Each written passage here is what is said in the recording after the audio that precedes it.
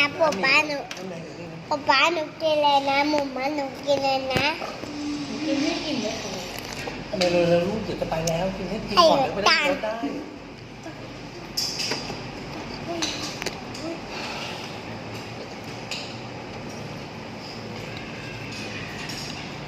วันนี้หนูไปไหนมาคะ หนูไปร้านแก้มมาหนูแก้มมา หนูไปเดินแฟชั่นมาหรือเปล่า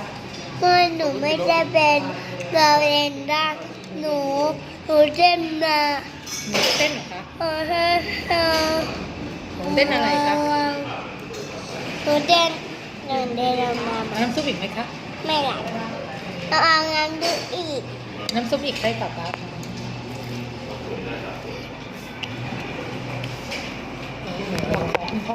ขอคุณพ่อขาคุณพ่อขาหนูกินน้ำซุปค่ะคุณพ่อขา น่าได้หนูได้ไม่เป็น รอแล้วขายยกมันหลุดเหรอ มันหลุน ไม่เป็นไรเท่าไหร่ฮะ ใส่เดี๋ยวป๊าป๊าใส่ให้ไปให้ป๊าป๊าใส่ให้ไป มันก็งานมันเต็มได้เลย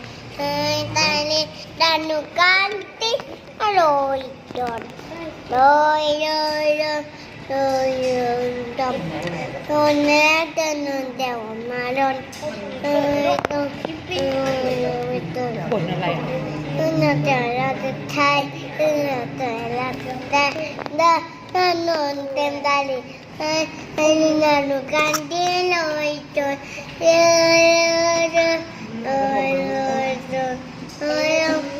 จะนอนเดี๋ยวมาเลย